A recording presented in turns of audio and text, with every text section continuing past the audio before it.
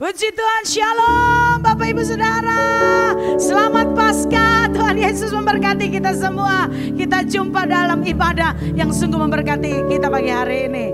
Oleh kuasa darahnya kita menerima berkat yang hebat, amin. Haleluya. Ada kuasa dalam darahnya, darah domba Allah. Ada kuasa dalam darahnya, darah domba Allah. Amin. Ada kuasa, ada kuasa dalam darahnya, darah domba Allah. Ada kuasa dalam darahnya, darah anak domba Allah. Darah anak domba Allah. Darah anak domba Allah. Haleluya. Ada kemenangan yang pasti luar biasa di antara kita karena kuasa darah domba Allah. Amin. Ada kuasa dalam darahnya, darah domba Allah. Ada kuasa dalam darahnya, darah anak domba Allah. Ada kuasa dalam darahnya, darah domba Allah. Haleluya. Ada kuasa dalam darahnya, darah anak domba. Ada kuasa dalam darahnya, darah domba Allah. Ada kuasa dalam darahnya, darah anak domba. Katakan bersama, ku menang, ku menang, ku menang bersama Yesus. Amin. Kami menang bersama Yesus. Ku menang atas segala setan. Haleluya, haleluya, ku menang. Ada kuasa dalam darahnya, darah domba Allah. Ada kuasa dalam darahnya, darah anak domba. Ku menang bersama Yesus Tuhan. Ku menang di dalam peperangan. Ku menang atas segala setan. Haleluya, haleluya. Dalam nama Yesus, dalam nama Yesus, dalam nama Yesus ada kemenangan. Dalam nama Yesus, dalam nama Yesus iblis dikalahkan. Dalam nama Tuhan Yesus siapa dapat melawan? Dalam nama Tuhan Yesus adalah kemenangan. Dalam nama Yesus, dalam nama Yesus, dalam. Mari bersukacita buat kemenangan yang Tuhan sudah berikan dalam hidup kita. Katakan, dalam nama Yesus, hanya dalam nama Yesus iblis dikalahkan. Amin. Dalam nama Tuhan Yesus siapa dapat melawan? Dalam nama Tuhan Yesus adalah kemenangan. Dalam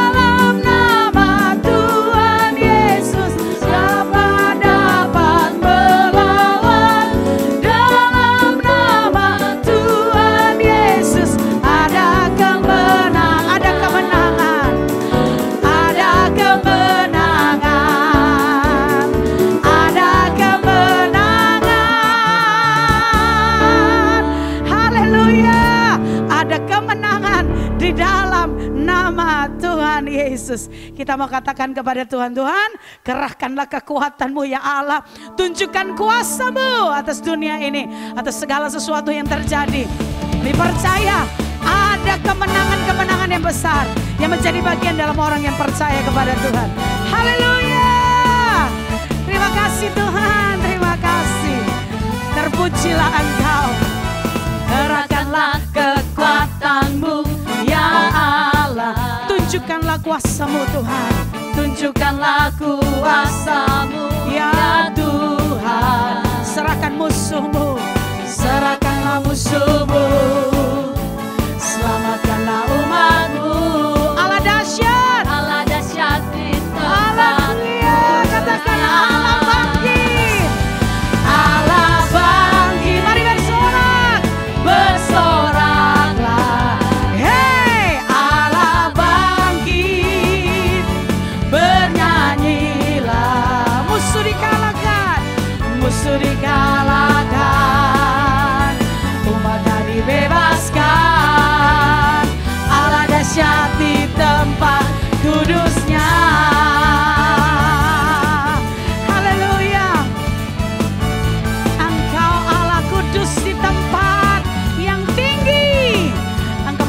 Setiap kami dengan kekuatan-Mu. Kerahkanlah kekuatan-Mu ya Allah. Mari tunjukkan Tuhan. Tunjukkanlah kuasa-Mu ya Tuhan. Serahkan musuh-Mu, selamatkan kami Tuhan. Selamatkanlah umat-Mu. Allah dahsyat di tempat kudusnya.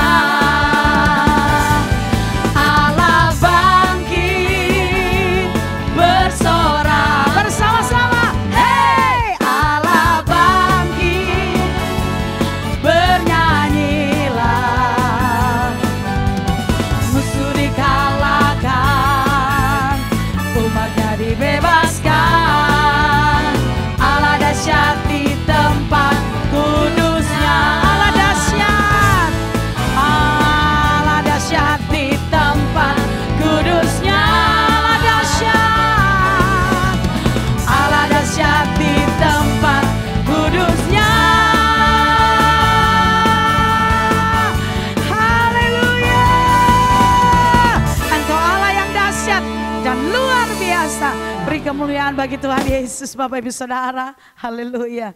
Puji nama Tuhan. Kita akan sama-sama mendengarkan kebenaran firman Tuhan. Kami siapkan hati kami. Kami siapkan bejana hati kami Tuhan. Biar Engkau curahkan berkat yang berlimpah-limpah memenuhi bejana hati kami Tuhan. Terima kasih.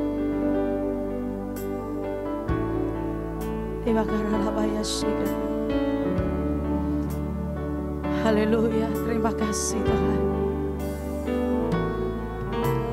Yesus, Engkau baik bagiku.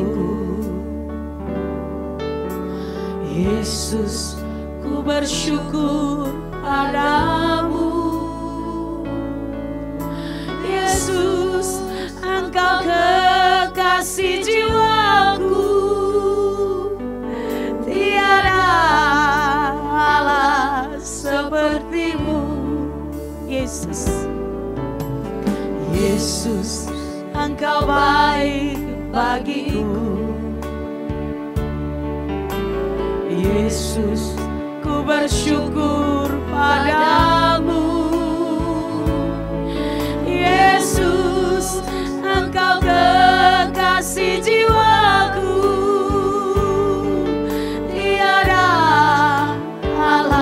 Seperti-Mu, ku bersyukur atas segala berkat-Mu. Ku bersyukur atas semua anugerah.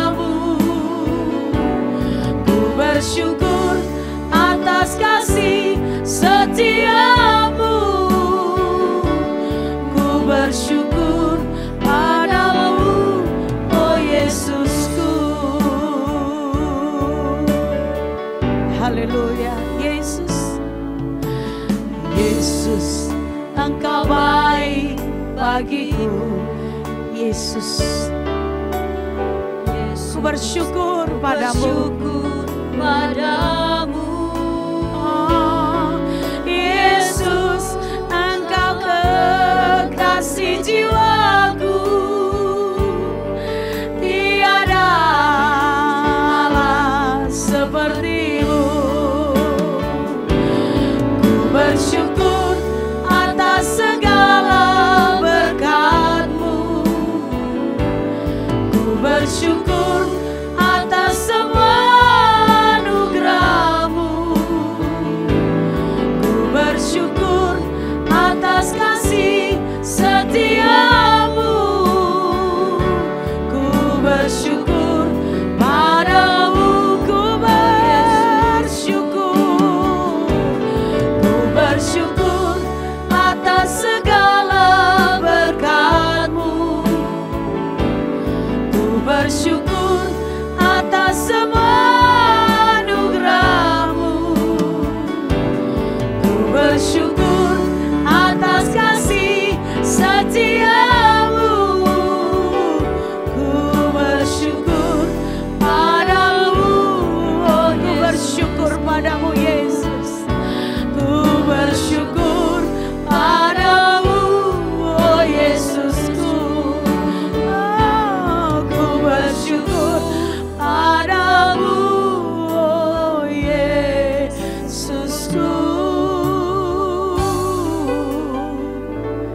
Haleluya. Kami siap menerima firman-Mu. Dalam nama Tuhan Yesus Kristus kami berdoa. Amin.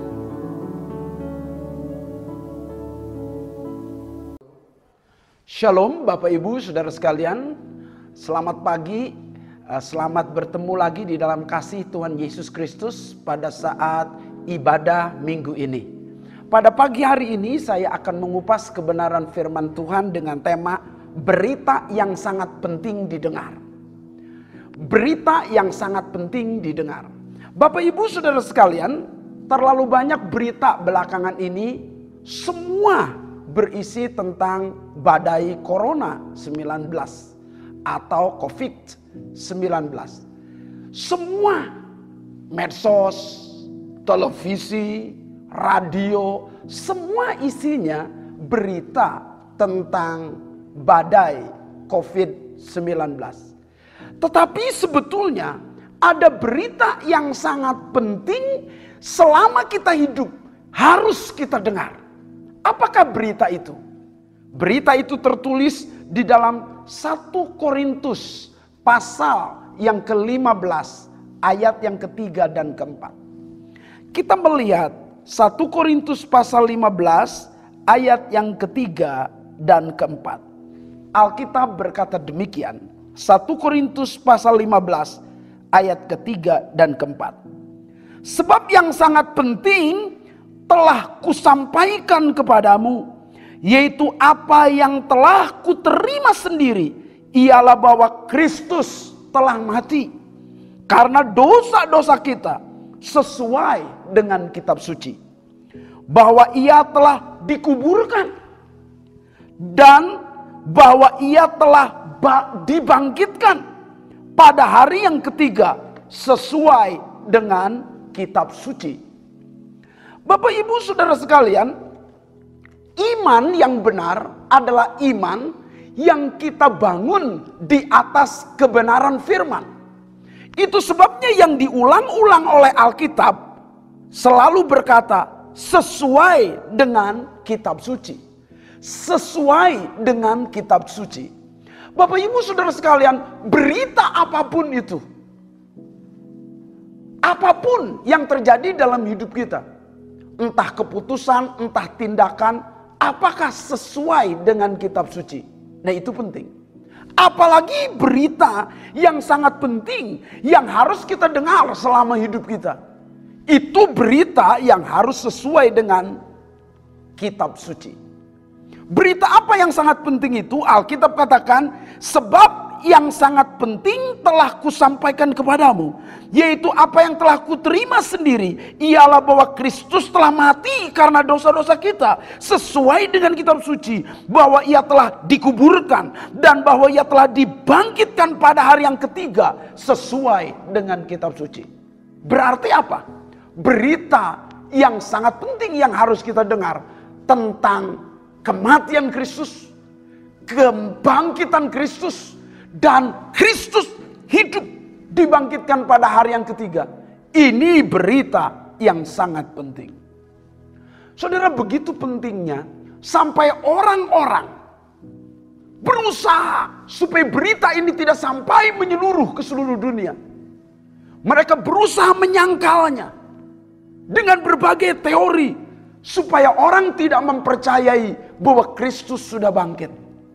Mengapa begitu gigih orang mengeluarkan berbagai teori tentang penyangkalan kebangkitan Kristus? Karena kebangkitan Kristus merupakan inti kekristenan. Kristus telah mati, Kristus telah dikuburkan, Kristus telah bangkit. Ini merupakan inti kekristenan, dasar ajaran Kristen yang harus kita percayai. Kalau kita tidak mempercayai ini, sia-sia iman kita. Kalau Kristus tidak dibangkitkan, dosa tetap dosa. Kepercayaan merupakan sebuah kepercayaan yang kosong. Kalau Kristus tidak dibangkitkan, kita akan binasa, tidak akan beroleh hidup kekal. Kalau Kristus tidak dibangkitkan, tidak ada penebusan dosa dan hidup paling malang tanpa pengharapan.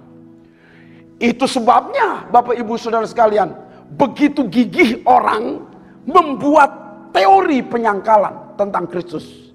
Ada beberapa teori yang menyangkali bahwa Kristus telah bangkit.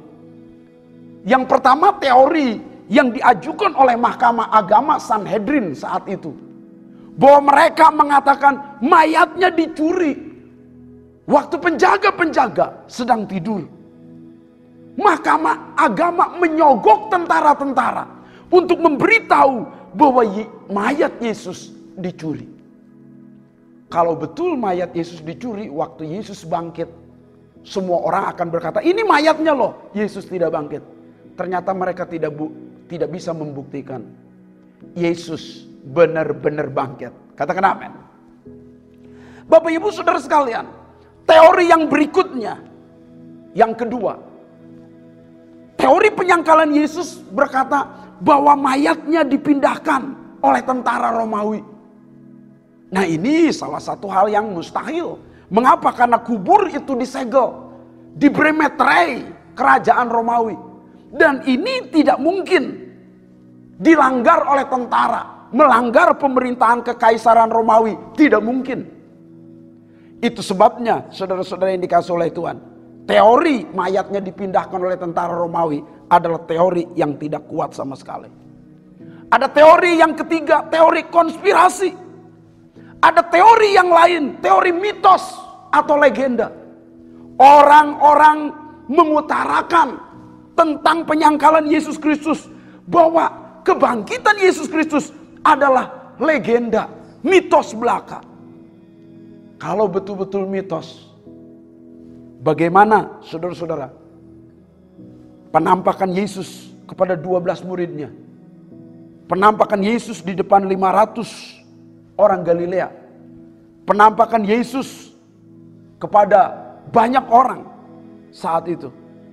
Tentu kebangkitan Yesus bukan mitos. Kebangkitan Yesus juga bukan legenda. Dan teori ini sama sekali salah. Teori yang kelima tentang penyangkalan Yesus Kristus adalah teori halusinasi. Mereka berkata bahwa murid-muridnya begitu kagum, begitu juga termasuk gentar, berkecamuk dengan berbagai persoalan karena terancam dan situasi kondisi saat itu. Maka begitu banyaknya murid halusinasi katanya, memiliki daya hayal yang berlebihan. Tetapi teori ini tidak kuat. Mengapa? Karena murid-muridnya, masa sekian banyak muridnya, termasuk murid-murid perempuan dari Yesus Kristus, semua hidup dalam halusinasi? Begitu kompak mereka, halusinasi? Tentu tidak. Teori ini sangat sekali tidak kuat. Ada teori yang keenam, bahwa Yesus tidak mati katanya. Yesus disamarkan. Ada yang mati yang lain.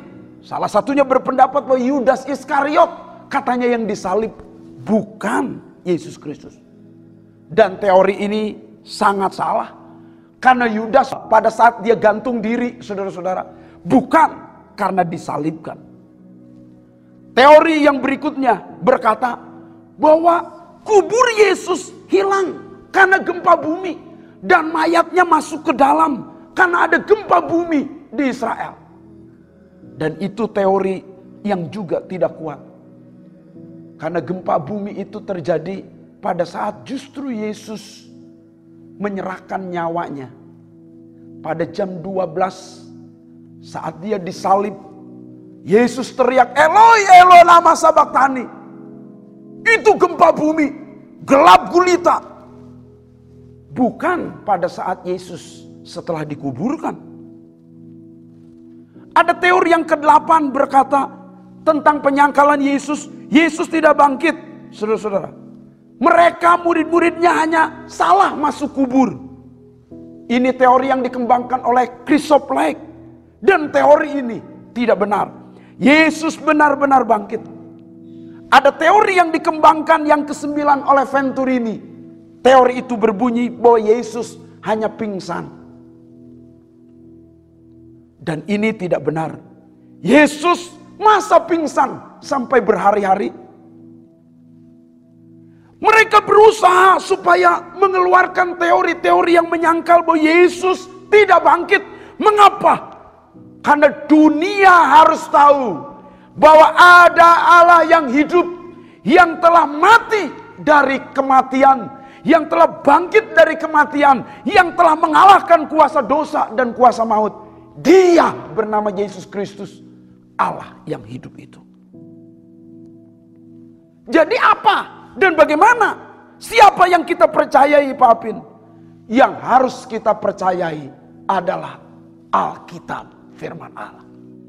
Itu sebabnya berkali-kali firman Allah berkata, yang sangat penting telah kusampaikan kepadamu, dan apa yang telah kuterima sendiri, bahwa Yesus Kristus telah mati karena dosa-dosa kita sesuai dengan kitab suci. Garis bawahi, sesuai dengan kitab suci. Bahwa ia telah dikuburkan dan bahwa ia telah dibangkitkan pada hari yang ketiga sesuai dengan kitab suci. Bapak Ibu, orang seenaknya mengeluarkan berbagai teori, berbagai pendapat, berbagai penafsiran, is okay. Tetapi kekristenan harus berdasarkan pada Alkitab. Kekristenan harus berdasarkan pada firman Allah yang hidup, kitab suci. Apa yang dikatakan kitab suci tentang kebangkitan Yesus? Yang pertama, Alkitab katakan bahwa Yesus bangkit dari kematian. Gempa bumi terjadi dan Yesus bangkit dari kematian karena ada malaikat. Dan murid-murid perempuan datang kepada kubur itu. Dan pada saat datang di kubur itu ada malaikat, dan malaikat itu berkata, mengapa kamu takut? Yesus Kristus tidak ada di sini. Ia telah hidup, ia telah bangkit. Lihat kuburnya yang kosong, kata malaikat itu. Jadi jelas sekali Kristus sudah bangkit. Tandanya apa? Kuburnya kosong. Saudara-saudara, tokoh manapun kalau meninggal dan kuburannya digali, ada tulang belulang di dalamnya. Tetapi beda dengan Yesus.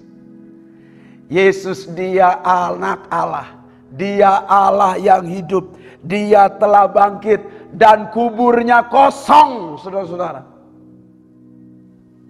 Yang kedua, pada saat Yesus bangkit, Yesus meninggalkan kain kafan yang sudah dilipat rapi. Dan kain peluhnya juga.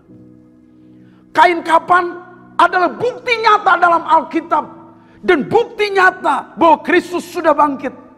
Kain kafan sudah terlepas. Tidak mengikat Kristus lagi sebagai mayat. Karena Kristus sudah bangkit. Katakan amin. Yang ketiga, saudara-saudara, bukti dari Alkitab bukan hanya kubur kosong, bukan hanya kain kafan yang ditinggalkan Yesus, tapi Yesus menampakkan diri selama 40 hari, berulang-ulang penampakan itu. Kalau kita membaca ayat Alkitab, kita melanjutkan di dalam 1 Korintus pasal 15 ayat yang kelima. Di sana berbagai penekanan yang sama ditekankan. Saya mulai membaca ayat yang kelima. Bahwa ia telah menampakkan diri kepada Kefas. Garis bawahi kata, ia telah menampakkan diri kepada Petrus yang disebut Kefas itu. Kemudian juga kepada ke-12 muridnya. Sesudah itu ayat yang ke-6. Ia menampakkan diri kepada lebih dari 500 saudara sekaligus. Garis bawahi kata, ia menampakkan diri lebih kepada 500 saudara sekaligus. Kebanyakan dari mereka masih hidup sampai sekarang waktu kitab ini ditulis. Tetapi seberapa di antara mereka telah meninggal. Ayat ke-7 selanjutnya, ia menampakkan diri. Garis bawahi lagi kata, ia menampakkan diri kepada Yakobus, kemudian kepada semua rasul. Ayat yang ke-8 berkata, dan yang paling akhir dari semuanya, ia menampakkan diri juga kepadaku. 4 kali Alkitab mengatakan kalimat yang sama. Ia menampakkan diri, ia menampakkan diri, ia menampakkan diri, ia menampakkan diri. Ini membuktikan bahwa Yesus benar-benar sudah bangkit dari kematian. Ini bukti nyata Alkitab. Ia menampakkan diri selama 40 hari berulang-ulang. Ia menampakkan diri kepada Maria Magdalena hari itu. Ia menampakkan diri kepada Kefas dengan beberapa murid-murid Tuhan Yesus. Ia menampakkan diri kepada Thomas dan kepada ke-11 atau ke-10 murid lain. Ia menampakkan diri kepada 2 murid di jalan Emmaus. Dia menampakkan diri kepada Yakobus, Alkitab katakan tadi. Ia menampakkan diri kepada murid-muridnya waktu murid-muridnya menjala ikan di Danau Galilea. Ia menampakkan diri kepada 500 orang Galilea waktu Yesus naik ke sorga. Dan Yesus menampakkan diri kepada Paulus, sang penganiaya jemaat itu di jalan Damsyik. Sadarlah Bapak Ibu Saudara sekalian, Kristus sudah bangkit dari kematian. Kristus hidup. Engkau punya Allah yang hidup, yang bisa mengubah Paulus sang penganiaya itu menjadi sebagai pemberita firman yang luar biasa. Bukti nyata dalam Alkitab sudah jelas, kuburnya sudah kosong. Kain kafan sudah nyata. Yesus menampakkan diri berulang-ulang selama 40 hari. Penampakannya beruntun kesekian banyak orang. Bahkan lebih hebat lagi bukti Alkitab yang keempat. Ada perubahan besar pada murid-murid Yesus. Petrus, orang biasa, memiliki urapan dan kuasa yang luar biasa. Dia tidak menjadi takut. Bahkan dia berkhotbah di depan 3.000 orang bertobat. Lalu saudara-saudara dia melakukan berbagai mujizat. Perubahan yang radikal bagi murid-muridnya. Yang rela dianiaya, rela disiksa, rela mati bagi Tuhan. Rela dirajam, rela dipenggal kepalanya. Seperti Yakobus. Ini mau menunjukkan bahwa Tuhan Yesus sudah bangkit. Kebangkitannya mengubah murid-muridnya. Bukti lain yang kelima adalah gereja Tuhan berdiri. Gereja Tuhan sebagai tubuh Kristus adalah tanda bahwa Kristus sudah bangkit. Yang kita hari rayakan setiap hari Minggu ibadah. Domingos. Artinya dia Tuhan. Tuhan. Sang batu karang itu yang mendirikan gerejanya di atas batu karang yang berupa kematian dan kebangkitan Kristus. Bapak Ibu Saudara sekalian, bukti nyata yang terakhir. Saudara ada di sini. Saudara menyembah Yesus. Saudara mempercayai Yesus adalah salah satu bukti bahwa Kristus sudah bangkit. Buktinya ia bisa mengubah saudara hari ini. Buktinya saudara menjadi percaya hari ini. Engkau bisa mengaku Yesus Kristus sebagai Tuhan dan Juru Selamat hari ini. Bukan kuat dan gagahmu, tetapi karena anugerah Allah. Karena belas kasihan Tuhan. Karena keselamatan dan kelahiran baru yang dikerjakan oleh Tuhan Yesus. Oleh kuasa Roh Kudus dan darahnya. Lewat firman yang diberitakan, engkau menjadi percaya. Saudara diselamatkan. Itulah bukti engkau orang Kristen yang mengalami perubahan hidup. Hari ini saya berkata berita ini sangat penting dalam hidup saudara. Yang saudara harus dengar. Karena berita firman Allah ini tentang Yesus sudah bangkit. Dia tidak ada di kuburan. Dia sudah bangkit. Dia Allah yang hidup. Kebangkitannya menunjukkan bahwa dia Allah. Yang menunjukkan akulah kebangkitan dan hidup. Dan ia sudah menggenapi. Ada beberapa pesan bagian penting hari ini yang saya hendak sampaikan kepada saudara. Kebangkitan Yesus menyatakan bahwa dia Allah. Allah yang mana? Dia Allah yang menggenapi janjinya. Janji yang mana? Berkali-kali dia memberitahukan tentang penderitaannya. Bahwa anak manusia akan ditangkap, akan disesah, disiksa, disalibkan, mati, dikuburkan, dan dibangkitkan pada hari yang ketiga. Bangkit pada hari yang ketiga. Dan ia betul-betul bangkit. Yesus sudah menubuatkan dirinya bahwa dia akan mati. Yesus sudah menubuatkan dirinya bahwa dia akan hidup. Saya Apin Militia Kristi, gembala saudara, mempercayai Yesus. Dia salah satu dan satu-satunya tokoh yang bangkit dari kematian, naik ke surga. Tidak ada tokoh manapun yang bangkit dari kematian. Dan dia menubuatkan dirinya bahwa dia akan mati. Dia akan bangkit. Dan dia sudah menyatakan diri. Dia bangkit. Ini mau merupakan bahwa dia Allah yang bernubuat. Dia Allah yang menggenapi. Dia Allah yang menggenapi janji firman-Nya. Perkataannya perkataan yang hidup dan kuat. Perkataannya perkataan yang menciptakan. Perkataannya perkataan yang pasti terjadi. Digenapi. Dan ini terjadi dalam kehidupan Kristus. Kebangkitan Kristus bukan hanya menyatakan bahwa dia Allah yang menggenapi firman-Nya. Dia tidak berdusta. Tetapi kebangkitan Yesus juga yang kedua. Menyatakan bahwa dia Allah yang hidup. Saya menjadi Kristen. Karena saya tahu. Bahwa Allah yang saya sembah. Bukan seperti agamawi biasa. Dia Allah yang hidup. Yang sudah mengalahkan maut. Yang sudah mengalahkan kematian. Kristus sudah hidup. Dan dia berkata, akulah kebangkitan dan hidup. Jelas dia bangkit dan dia hidup. Dia sendiri sudah mengatakannya, menggenapi. Dan dia sendiri sumber hidup itu. Karena Bapak Ibu memiliki Allah yang hidup, berarti dia sanggup menolong, dia sanggup menghibur, dia sanggup menguatkan, dia sanggup mengasihi, dia sanggup melakukan mujizat. Dia Allah yang hidup, dia sanggup melakukan perkara yang besar dalam hidup kita. Saudara memiliki Allah yang hidup, katakan amin. Yang ketiga, saudara-saudara, kebangkitan Kristus bukan menyatakan bahwa dia Allah yang menggenapi firman-Nya dan setiap perkataannya ya dan amin. Kebangkitan Kristus juga bukan menyatakan bahwa dia Allah yang hidup, yang sanggup melakukan perkara yang besar dan sanggup menolong kita. Tetapi kebangkitan Kristus menyatakan bahwa ia Allah yang punya otoritas. Dia berkuasa, punya otoritas. Dia mengubah kematian menjadi kehidupan.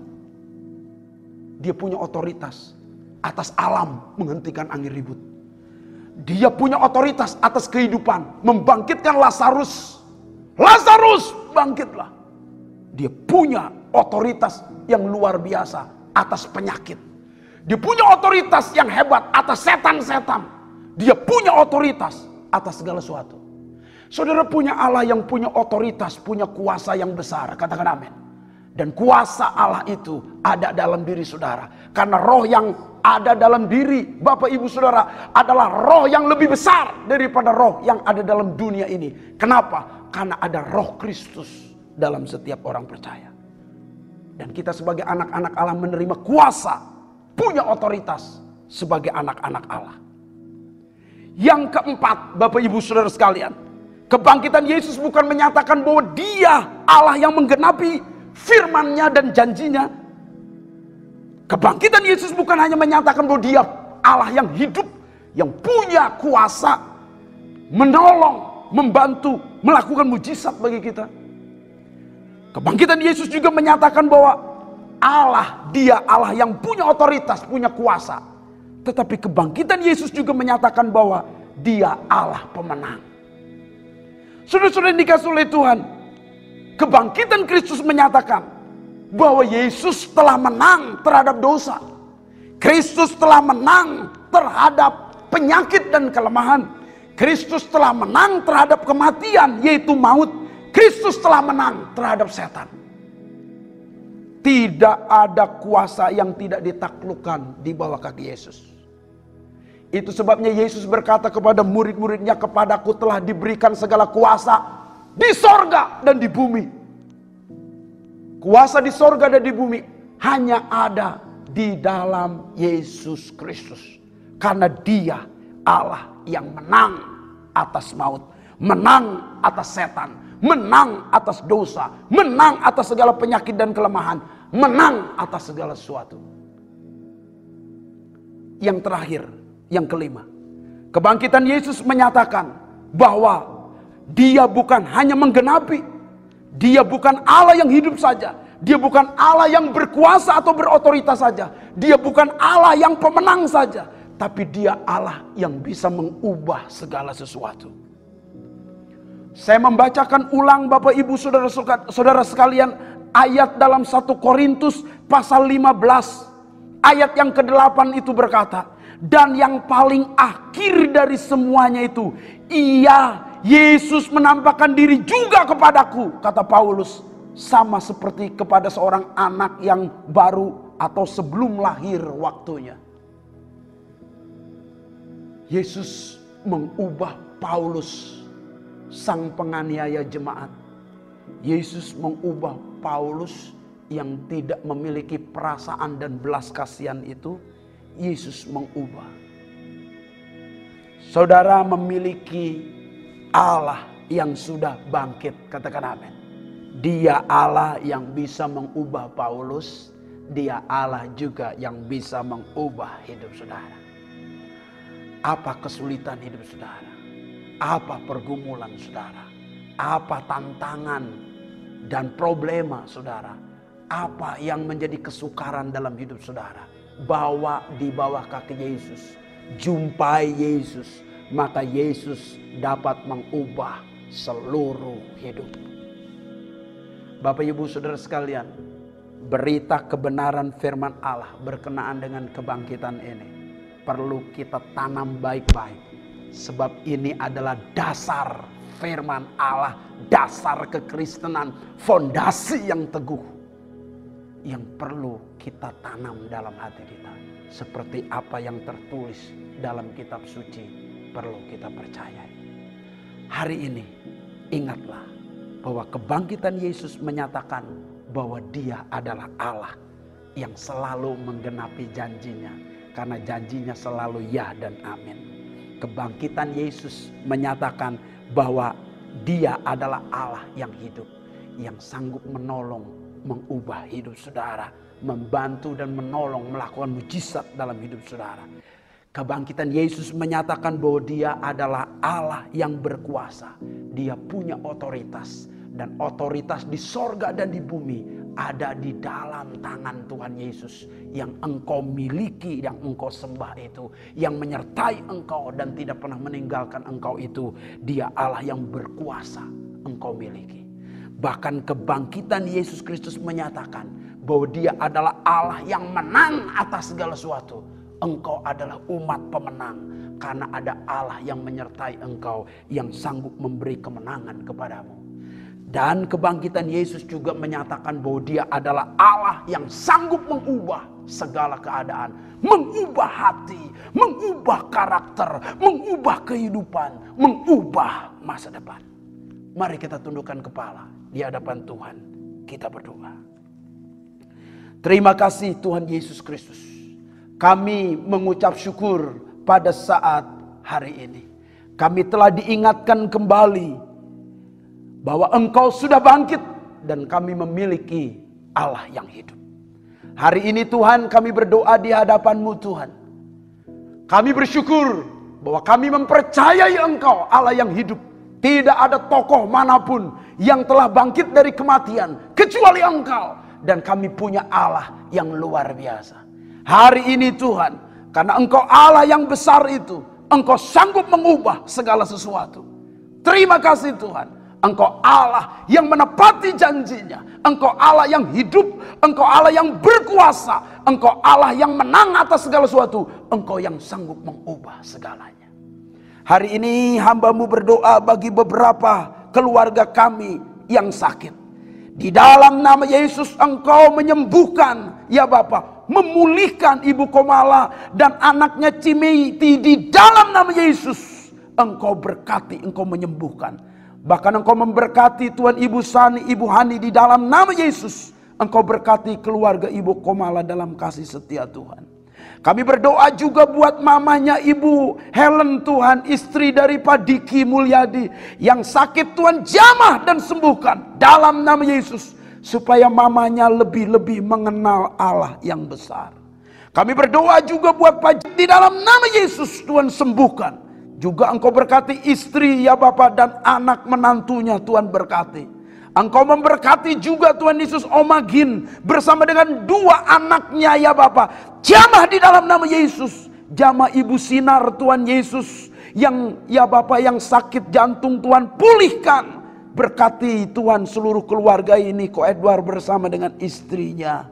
Tuhan engkau memberkati Oma Dadang Tuhan. Tuhan engkau menyembuhkan dan memulihkan kaki Oma Dadang di dalam nama Yesus. Dan berkati keluarga Ciinge Koriki ya Bapa di dalam nama Yesus. Berkati Pak Gunawan pasca operasi jantungnya di dalam nama Yesus. Kasih karunia Allah turun Tuhan Yesus ke atas Pak Gunawan.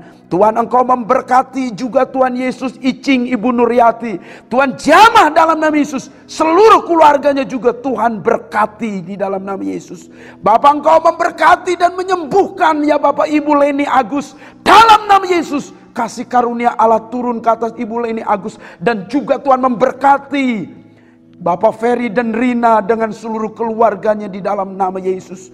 Tuhan berkati ya Bapak Ciana Tuhan Yesus. Engkau menyembuhkan dalam nama Yesus. Engkau Allah yang besar yang bisa mengubah segala keadaan. Berkati seluruh keluarga ini Tuhan, Pak Herman bersama dengan anak-anaknya di dalam nama Tuhan Yesus. Bahkan beberapa keluarga kami yang sakit Tuhan, Tuhan jamah di dalam nama Yesus. Engkau Allah yang menyembuhkan, Engkau Allah yang menolong. Dan hari ini Tuhan Yesus, seluruh kehidupan kami serahkan ke dalam pimpinan-Mu. Kami menyadari kami punya Allah yang menggenapi janjinya. Kami punya Allah yang sudah bangkit, yang menggenapi janjinya, yang hidup, yang berkuasa, yang pemenang, bahkan yang mengubahkan segala keadaan. Dalam nama Yesus kami percaya dan berdoa, Engkau Allah yang hidup. Terima kasih Tuhan, terima kasih. Kami mengucap syukur dalam nama Yesus Kristus. Amin. Amin.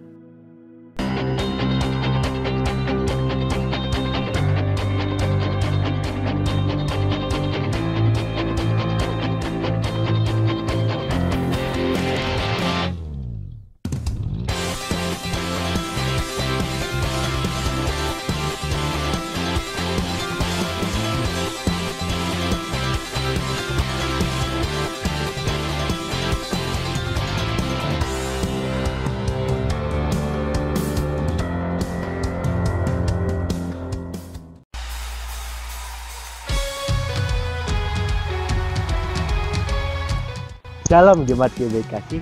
Hari ini menjadi hari kesukaan bagi kita semua. Sebab Yesus tidak ada lagi di gua kubur. Ia telah bangkit bagi kita semua. Saudara, Yesus mengenapi setiap perkataannya. Ia telah bangkit dan menang atas setiap maut. Semua kutuk dan belenggu telah dipatahkan dan dihancurkan. Amin. Dan pujilah nama Tuhan kita Yesus. Kami mengucapkan terima kasih buat setiap para pelayan Tuhan yang telah menyembuhkan hari ini. Tuhan Yesus memberkati. Adapun waktu sepekan Minggu 12 April 2020 sebagai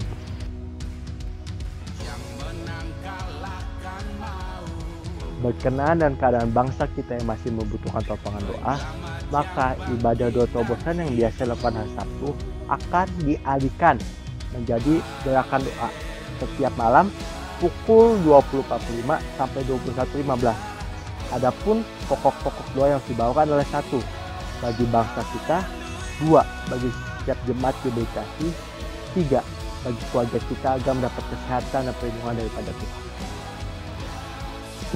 Hotspot Kings Daniel.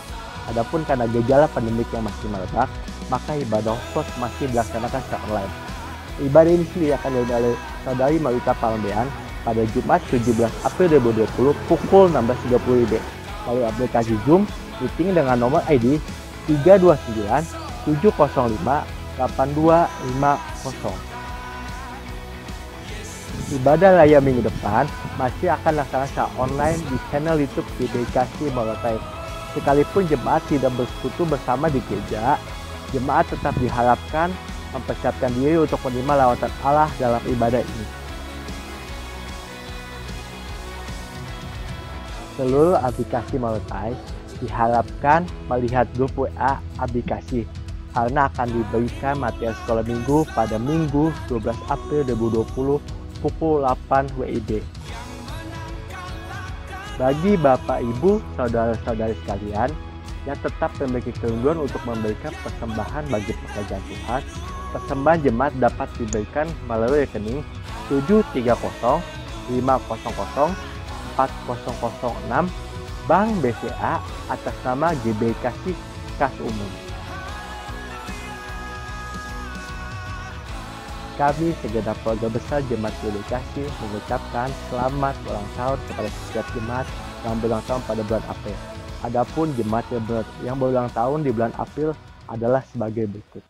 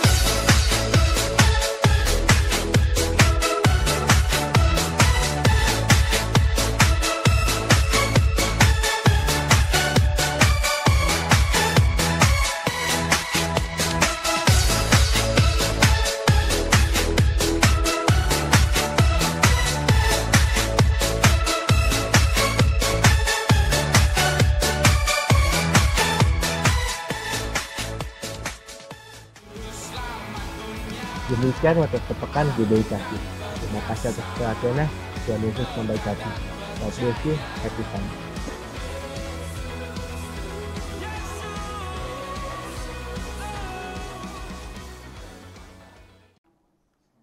Mari kita angkat tangan dua-dua di hadapan Tuhan.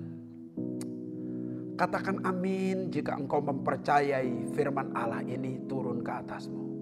Tuhan memberkati engkau dan melindungi engkau. Tuhan menyinari engkau dengan wajahnya dan memberi engkau kasih karunia. Tuhan menghadapkan wajahnya kepadamu dan memberi engkau damai sejahtera.